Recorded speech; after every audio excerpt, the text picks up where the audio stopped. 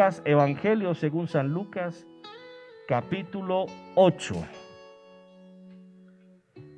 Y dice la palabra del Señor así: los días siguientes, Jesús fue por muchos pueblos y ciudades anunciando las buenas noticias del reino de Dios. Con Jesús andaban también sus 12 discípulos y muchas mujeres. Estas mujeres ayudaban con dinero a Jesús y a sus discípulos. A algunas de ellas Jesús les había sanado de diferentes enfermedades y de los espíritus malos. Entre esas mujeres estaba María, a la que llamaban Magdalena, que antes había tenido 7 demonios. También estaban Juana y Susana. Juana era la esposa de Cusa, administrador del rey Herodes Antipas. Mucha gente había venido de distintos pueblos para ver a Jesús. Él les puso este ejemplo. Un campesino salió a sembrar trigo. Mientras sembraba, unas semillas cayeron en el camino. La gente que pasaba por allí las pisoteaba y los pájaros se las comían. Otras semillas cayeron en un lugar donde habían muchas piedras. Las plantas nacieron, pero pronto se secaron porque no tenían agua. Otras semillas cayeron entre espinos. Las plantas brotaron, pero los espinos las ahogaron y no les dejaron crecer. Versículo 8. El resto de las semillas cayó en buena tierra. Las plantas nacieron, crecieron y produjeron espigas que tenían hasta 100 semillas. Después Jesús dijo con voz más fuerte: si ustedes en verdad tienen oídos, pongan atención. Palabra de Dios, mis hermanos. Buenos días. Y es siempre una bendición estar aquí en la iglesia de Cota, por la cual tengo mucho cariño. Ayer dije que aunque no soy de la iglesia de Dios como ustedes, no soy pentecostal, soy presbiteriano, siempre, no sé por qué razón, siempre el Señor me anda llamando con los pentecostales. No sé si es que el Señor me está dando señales, ¿no? Y no quiero oírlo o qué. ¿Qué piensan ustedes? Bueno. Y les traigo un saludo muy especial de la Universidad Lee, donde he estado trabajando casi durante 14 años. Yo vivo en Estados Unidos hace 20 años. Y pues trabajar en una universidad que es afiliada, que es miembro de la Iglesia de Dios, ha sido una de las mayores bendiciones. Porque he encontrado un balance, ¿sí? Un balance en cuanto a mi pensamiento como cristiano, en cuanto a mi fe, ¿ya? Los presbiterianos somos más dados a analizar la palabra de Dios de pronto un poco más de una manera técnica, ¿sí? Mucho más yéndonos a las raíces de la Biblia, ¿no? Los pentecostales, igual, pero los pentecostales tienen algo que nos falta mucho a los presbiterianos, es la pasión y el amor que le pone un pentecostal para el estudio de la palabra, que no lo tenemos nosotros, ¿ya? Y eso es lo que he encontrado en la universidad, ¿no? Y me ha balanceado, sobre todo en mi pensamiento. El semestre antepasado, yo estaba ya listo con tiquetes comprados y todo, porque tenía sabático. El sabático es como un semestre que le dan a uno en la universidad para hacer algo de estudios, para hacer algo, ¿no? Que se relacione con lo que uno hace. Y pues me lo otorgaron y ya tenía tiquetes para irme a la Sierra Nevada a aprender la lengua Iku de la comunidad Arhuaca, y también para ir al Amazonas para aprender la lengua ticuna con la comunidad ticuna. Pero como Dios es un Dios de sorpresas, como que no le gustó la idea, Y dijo, no, tú no vas a ningún lado, tú te quedas aquí encerrado en tu casa a escribir tu tercer libro. Y pues tuve que cancelar todo, ¿no? Porque no se podía viajar a ningún lado. Y pues a raíz de eso, pues fue que escribí mi tercer libro y sale ahora en Paraguay en julio. Pues no me iba a quedar ahí aburrido, ¿no? Ahí en mi casa encerrado, había que hacer algo. Y cuando mis estudiantes se enteraron de que yo iba a las comunidades indígenas, ellos me preguntaron, ¿va a hablar de la palabra de Dios a las tribus, a los indígenas? ¿Les va a hablar de Jesús para que lo acepten como Señor y Salvador y sean salvos él, su familia, y así puedan obtener la salvación e ir al cielo? Mis estudiantes que conocen también mi forma de pensar y a veces soy muy mamagallista como buen costeño. Soy de Barranquilla, aunque no hablo costeño ya. Les dije a ellos, lo último que voy a hacer en realidad es predicarle a las tribus o a las comunidades indígenas sobre el Señor Jesús. Eso no me interesa mucho. Ellos me preguntaron, ¿y entonces qué va a pasar con esas comunidades cuando lleguen allá las tribus y no conozcan de la palabra de Dios? Les seguí respondiendo, o sea, ellos me estaban retando a mí. No era una pregunta tan sencilla. Les seguí respondiendo, de pronto, no, bueno, les dije, en realidad no les voy a hablar. Yo me voy a sentar a escucharlos. ¿Ya? Es más difícil sentarse a escuchar a alguien que hablarle a alguien. Mucho más cuando ese alguien es muy diferente a nosotros. Les seguí diciendo, de pronto el que necesita que lo evangelicen sea yo y no ellos. De pronto el que necesita conocer más a Cristo a través de otros sea yo y no ellos. De pronto el que necesita una nueva conversión, una nueva metanoia, sea yo y no ellos. De pronto el que esté equivocado sobre la manera como yo quiero evangelizar, sea yo y no ellos. Y les seguí diciendo, a lo mejor ellos conocen más a Cristo sin hablar de Cristo. Mucho más que yo, porque el accionar de Cristo no solamente en realidad se refleja en la palabra, sino en la acción. ¿Ya? Son palabras un poco complicadas, ¿no? Sobre todo para uno como cristiano que siempre está llamado a hablar de Cristo. Y es cierto, uno está llamado a hablar de Cristo, ¿no? ¿Sí? Pero hay veces nos tenemos que sentar a escuchar lo que la otra persona dice, así no sea cristiana. Porque Dios habla a través de las personas que son cristianas o no son cristianas, sino se acuerda el rey de Persia, ¿no? Que ayudó a la liberación de los israelitas. No era judío, pero ayudó. Pero muchas veces nos resistimos a escuchar a ese tipo de personas, porque pensamos que nosotros como cristianos somos los que tenemos la última palabra y no es así. Nosotros no tenemos la última palabra. La última palabra la tiene Dios.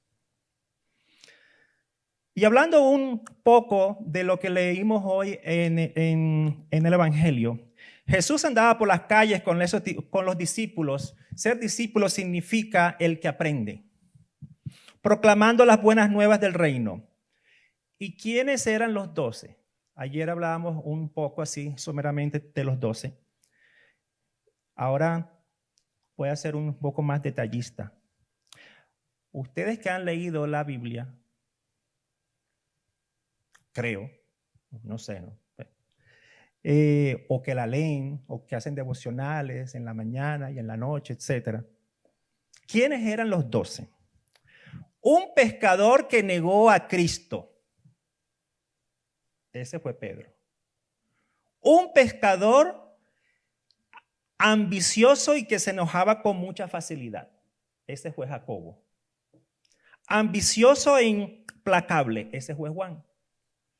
Andrés, el otro apóstol, que dudó del poder de Jesús en la alimentación de la multitud. El escéptico de Bartolomé. Mateo, el recaudador de impuestos, que trabajaba para el imperio romano y era rechazado.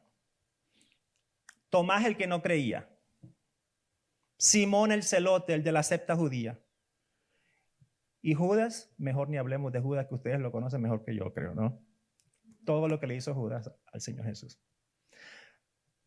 Y en el Evangelio dice que también había una tal María Magdalena, de la que echó demonios.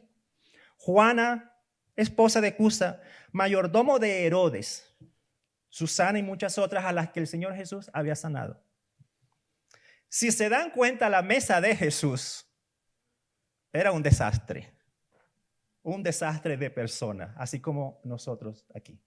Somos un desastre, ¿ya? Pero por la gracia de Dios hemos sido rescatados. Sin embargo, eso no quita que de pronto sigamos siendo desastre, ¿ya? Eso no quita nada. Y en esta mañana me quiero sobre todo enfocar aquí en la relación que tenía Jesús con la gente que lo rodeaba, de quién se rodeaba él y las acciones que hacía Jesús hacia ellos. No tanto exactamente en lo que hizo, ni en los milagros, ni en las cosas portentosas, ni en las cosas sobrenaturales a las que nosotros estamos muy apegados, sino a las cosas sencillas, a las cosas básicas del mismo pueblo. A las acciones que Jesús hacía con el resto de la comunidad de una manera sencilla. Porque a veces nos olvidamos de la sencillez de la vida porque seguimos esperando de los milagros donde caen rayos y centellas del cielo. Y nos olvidamos también en algo tan sencillo como es el parir un hijo, en el nacimiento de un bebé, ¿sí? Es sencillo, pero también complicado. Pero como nos hemos acostumbrado a eso, pues se nos hace como normal. Pero eso también es un milagro de Dios. Eso es un milagro. Sin rayos y sin centellas, pero es un milagro de Dios, la vida. Y en esta mañana también no quiero tanto hablarles sobre la misión de Dios, sino sobre el reino de Dios. Y lo interesante es que saber que Jesús habló en el Evangelio más de 100 veces sobre el reino de Dios y 2 veces casi sobre la iglesia. Allí es donde vemos la importancia de la palabra de Jesús. Su enfoque fue en el reino de Dios y no tanto en la iglesia. Y al principio del texto dice, y Jesús predicaba el reino de Dios. No predicaba la iglesia presbiteriana, no predicaba la iglesia bautista, no predicaba la iglesia de Dios, sino predicaba el reino de Dios. Y nosotros somos expertos en las construcciones de templos hermosos, como hemos visto en muchas super mega iglesias, sobre todo que hay en Estados Unidos, que se han convertido, con el perdón de la palabra, se han convertido en un show, ¿sí? Donde hay humos, etcétera, etcétera. Y yo entiendo la imagen, etcétera, ¿no? Las alabanzas, ¿no? Pero hay veces que muchas de estas mega iglesias se basan más bien en el show y no en la palabra de Dios. Allá muchas de estas iglesias el servicio dura como una hora y media y es casi 1 hora y 15 de alabanzas y el resto es la palabra de Dios. Nos olvidamos que la base principal de una comunidad de fe es la palabra y nosotros debemos estar sentados alrededor de la palabra. Las canciones son excelentes. Yo no estoy diciendo que no se deba cantar. Sí se debe cantar y alabar. Y a veces nos refugiamos en las iglesias como si las iglesias fueran conventos de clausura del medioevo. O somos muy buenos pensando en nuestras propias ideologías o teologías.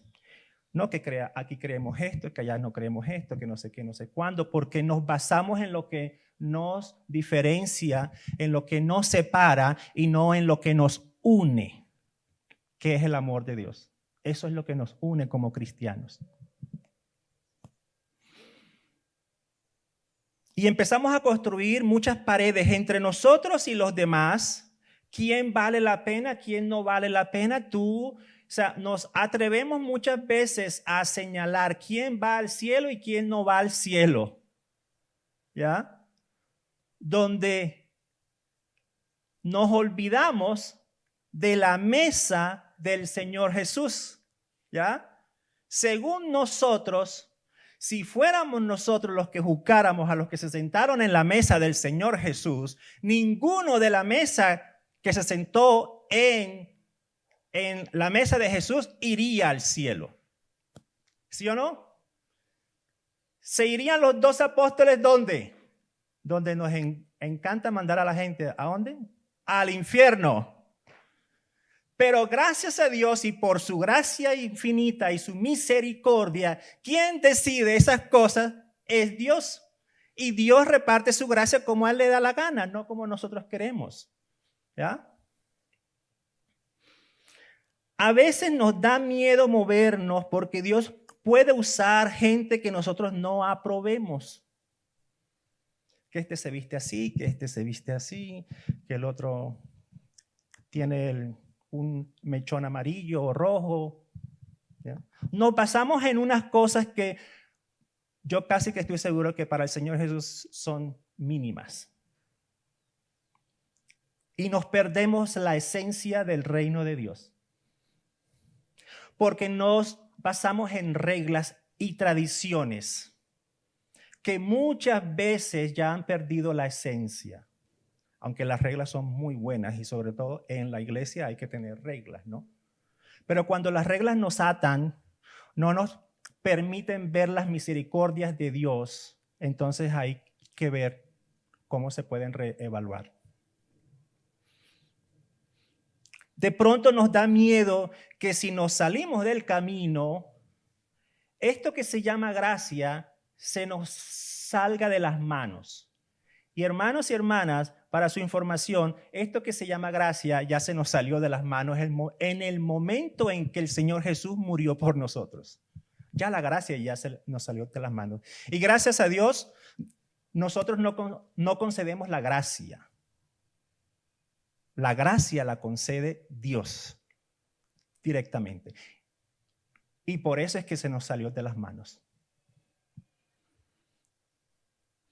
Siguiendo en el análisis de estas personas tan pecadoras, tan invertidas, tan desastrosas de la mesa, en cada desastre que uno pueda imaginarse,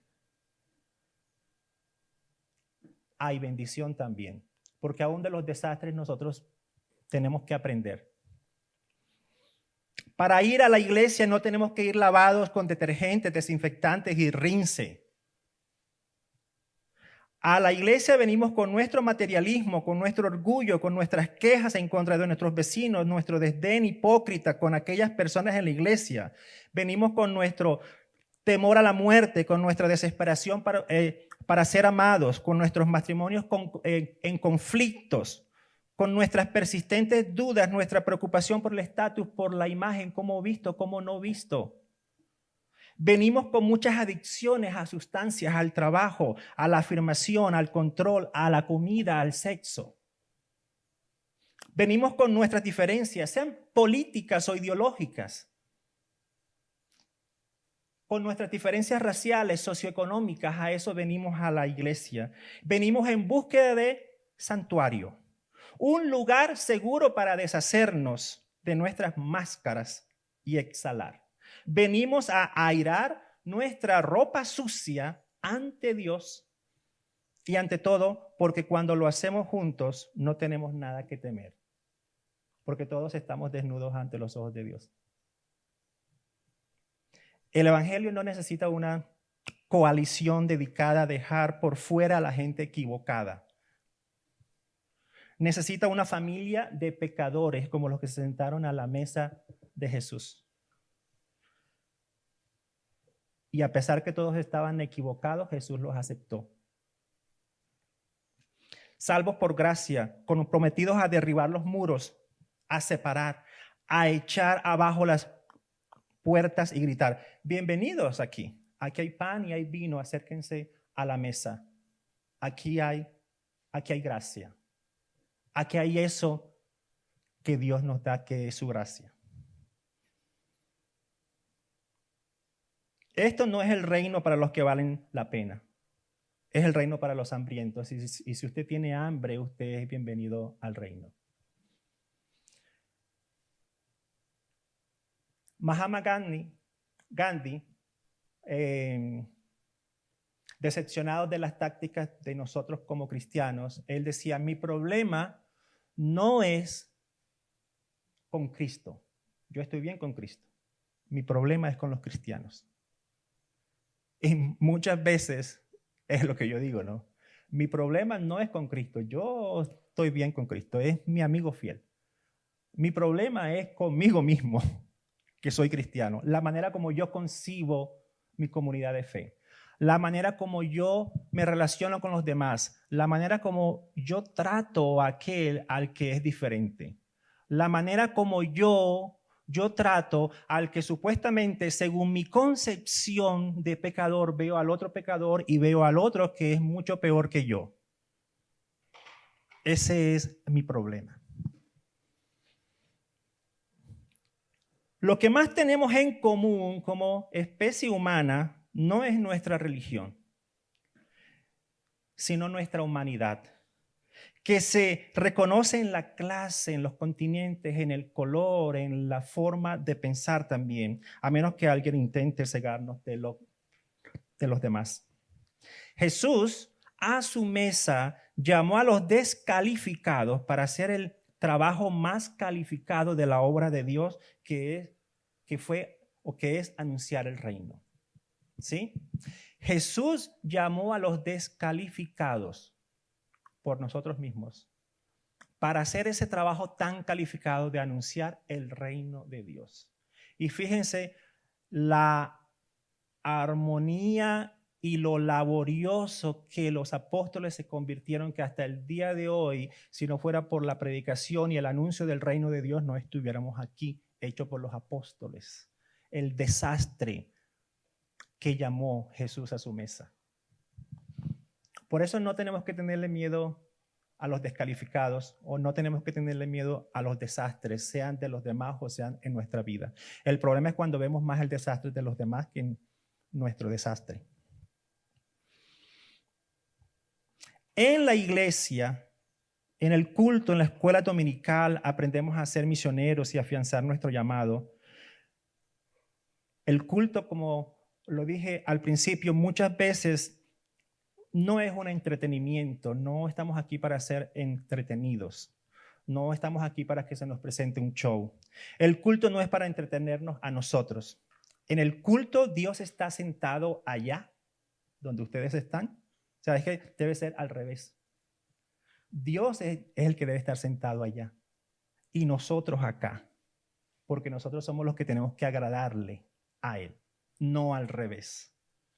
Y cuando nosotros entendemos esa dinámica de lo cultual, entendemos que venimos al culto o a la iglesia, haya problemas o no haya problemas, sea este pastor o no sea este pastor, sea que un domingo me guste la predicación y el otro domingo no me guste, porque somos seres humanos, somos parte de la esencia humana, ¿sí? No podemos seguir andando para acá y para allá, acomodarnos nosotros a una iglesia porque el pastor dijo algo que, eso era conmigo. Entonces ya me siento muy incómodo, entonces voy a otra iglesia para que me digan lo que me hace sentir cómodo. Dígame usted alguna palabra de Jesús que no lo haya hecho sentir a usted incómodo. Las palabras de Jesús incomodan. Si desde el púlpito usted se siente demasiado cómodo, hermano, esta no es su iglesia. Hay que sentirnos incómodos, porque la palabra de Jesús nos incomoda, y nos incomoda para seguir adelante, para saltar barreras y paredes y muros. Y para realmente empezar a entender el accionar de Dios. Muchas iglesias en Estados Unidos, bueno, y me perdonen que hable tanto de las iglesias en Estados Unidos, pero como yo vivo allá y sobre todo donde yo vivo, son iglesias muy ricas, muy ricas. Tienen cafetería, parece, o sea, unas iglesias pues prácticamente tienen como un Disney World allá para los niños. Tienen de todo, ¿ya? Se sienten muy cómodos, ¿ya? Por supuesto que dan muchas donaciones, pero el hecho de dar donaciones, muchas de estas iglesias dan donaciones, es para yo sentirme bien con Dios, ¿sí? Y ese es el sentido también de dar ofrendas y dar diezmos, ¿no? Usted da diezmo u ofrenda, no es para sentirme bien con Dios, es obediencia a Dios.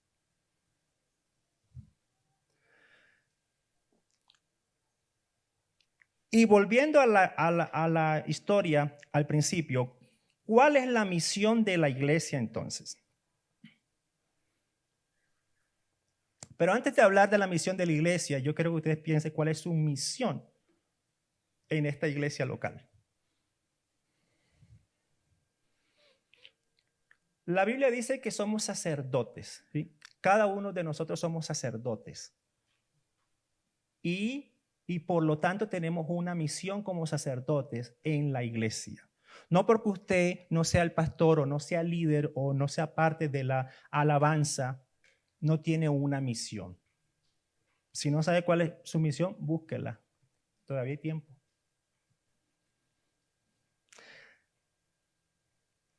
La misión de cada uno de nosotros como sacerdotes en la iglesia es precisamente buscar uno su misión.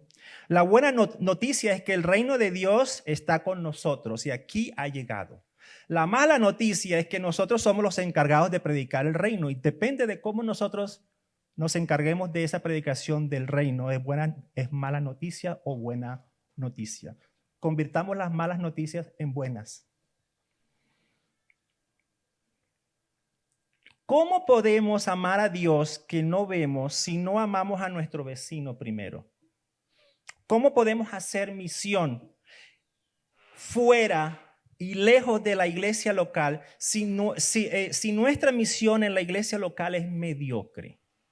Por eso cada uno de ustedes, analice su misión dentro de la iglesia. Los pájaros tienen 2 alas para volar. El avión tiene 2 alas y un motor muy fuerte para ser impulsado, además de muchas otras cosas que necesitan para volar. Otras cosas que no entendemos, no necesitamos entender. Sin embargo, las 2 alas de los pájaros los impulsan, al igual que las alas de los aviones. ¿Usted se ha dado cuenta, los que han montado en avión, dónde se sostiene el avión? Siempre que yo me monto a un avión, yo pienso, Señor, sé tú el piloto. ¿Se dan cuenta que un avión no se sostiene en ningún otro lado? Se sostiene a través de la fuerza que lo lanza. Así es que se sostiene. Si un avión no tiene buena fuerza para ser lanzado, se va a quién sabe dónde, ¿ya? Y se va a sostener así, en el aire. Al igual, la misión integral tiene tanto la proclamación oral de la palabra de Dios como la práctica social que tenemos que hacer dentro de la iglesia. Muchas iglesias se basan sobre todo en lo espiritual, malentendido lo espiritual. Se basan solamente en la salvación del alma, malentendido la salvación del alma, ¿sí? En el Antiguo Testamento, el concepto de alma no es el mismo concepto que nosotros tenemos hoy en día del alma, que es algo superfluo. En el Antiguo Testamento, alma hace parte de nosotros también, hace parte de la carne, ¿sí? Alma combinado con carne. No somos lo uno sin lo otro. Pero muchos de nosotros erróneamente nos basamos y separamos totalmente eso. Por eso muchos nos basamos en la salvación del alma. Nos interesamos más en el alma que en una persona que tiene hambre. No podemos hablarle a una persona que tiene hambre de la salvación de Cristo si no se le da el pan antes. ¿Sí? Cuando se sienta bien, cuando ya no tenga hambre, ahí sí le podemos hablar sobre la salvación. Y es algo que, déjenme decirlo, la iglesia aquí de Cota lo hace muy bien. Porque aquí en la iglesia, y se los dice alguien que no tiene nada que ver con Iglesia de Dios, ¿no? Pero los conozco muy bien y hemos sido amigos fraternales durante años. Aquí en la iglesia tienen proyectos para la salvación del alma y también proyectos para la salvación del ser humano. Proyectos como este, cultuales, pero también proyectos sociales. La iglesia, tengo entendido, alimenta a los pobres, a los hambrientos, a los que tienen conflictos. La iglesia apoya un hogar de niñas. La iglesia tiene el colegio. Yo soy de iglesia. Yo llegué a la fe a través del colegio americano en Barranquilla. Esa es una de las razones por las que yo estoy aquí ahora parado. La educación es indispensable en una iglesia. Y eso lo hace la iglesia de Cota a las mil maravillas. Acá tienen algo que algunas personas le dicen evangelio social. A mí no me gusta llamarlo como evangelio social porque lo social tiene como que demasiada carga sobre marxismo y eso no es la idea. Pero sí me gusta llamarlo un evangelio integral. Eso es un evangelio integral. Es el evangelio de Jesús. La misión también no es de la iglesia, es de Dios a través de nosotros, que somos iglesia. La iglesia local es el agente del reino de Dios, a quien se nos ha encomendado una misión y tenemos que cumplir. La misión es integral también porque Dios está en todo y es por todo y es para todo. Él quiere reconciliar integralmente todas las cosas, el alma y su cuerpo y su mente.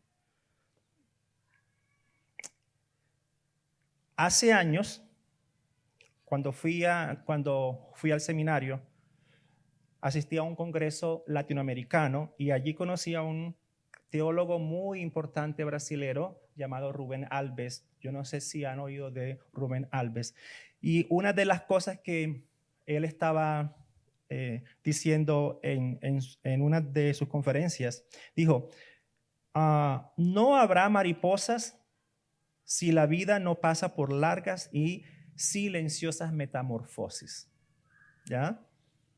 Para convertirnos muchas veces o para que una mariposa uno pueda observar esos hermosos colores de las mariposas, la mariposa ha tenido que pasar por un proceso de transformación silencioso y muchas veces doloroso. ¿Ya?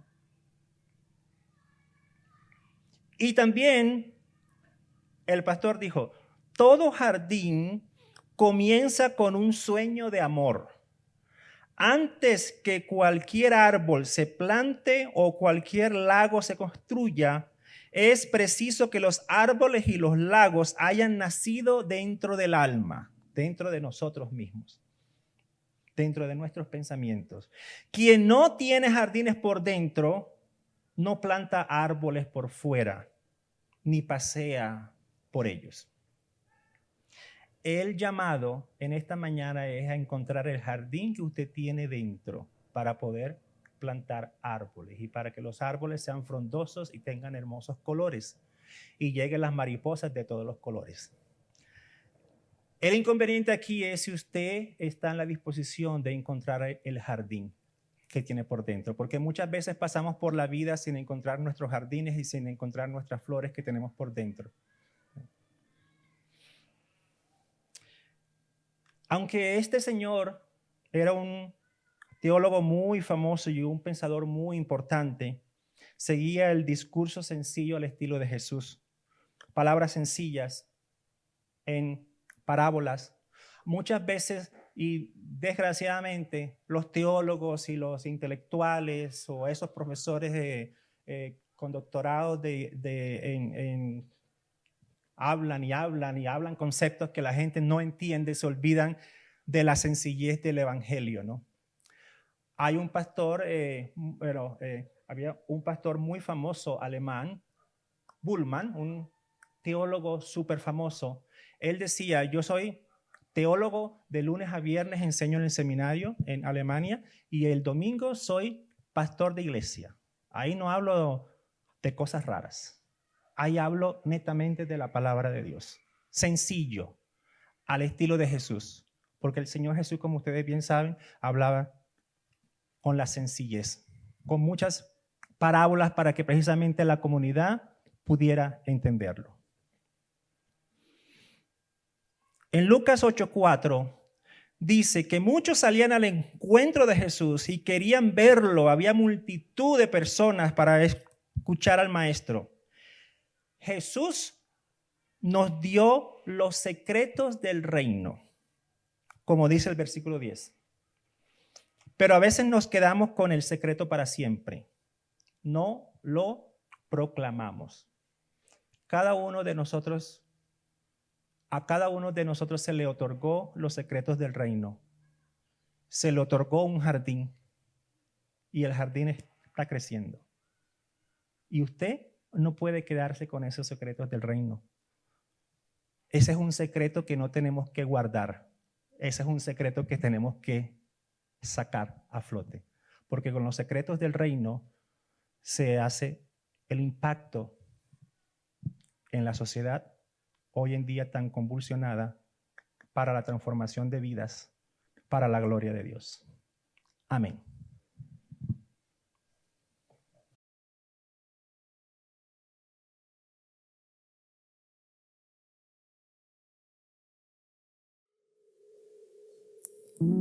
Aún antes de hablar, tu voz podía oír. Has sido tan bueno para mí. Antes de respirar, soplaste vida en mí.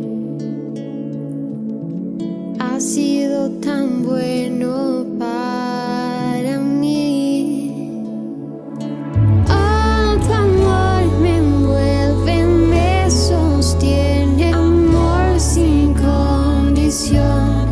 Me persigue y deja las 99 y va por mí. No puedo ganarlo ni merecerlo. Tu amor se entregó por mí. Oh, tu amor me envuelve, me sostiene, amor sin condición. Cuando enemigo fui, tu amor luchó por mí. Tú has sido tan bueno para mí. Cuando indigno fui, pagaste el precio por mí. Has sido tan bueno para mí.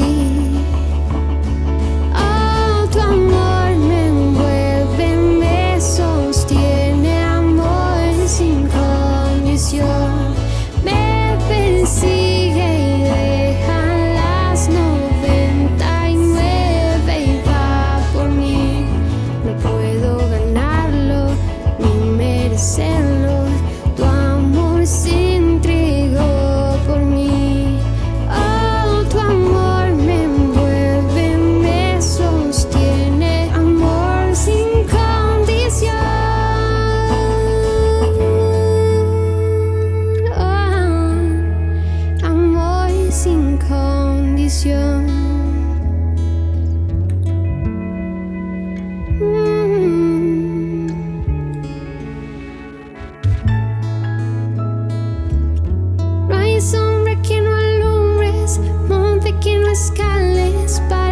encontrarme a mí.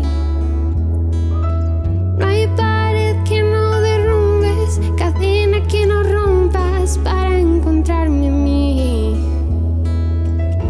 No hay sombra que no alumbres, monte que no escales para encontrarme a mí. No hay pared que no derrumbes, cadena que no rompas para encontrarme a mí.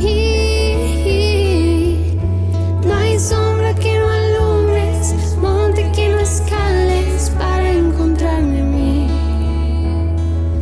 No hay pared que no derrumbes, cadena que no rompas para encontrarme a mí.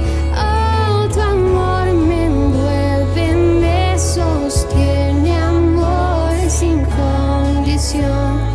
Me persigue y deja las 99 y va por mí.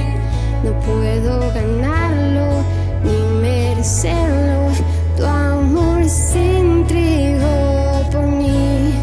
Oh, tu amor me envuelve, me sostiene, amor sin condición.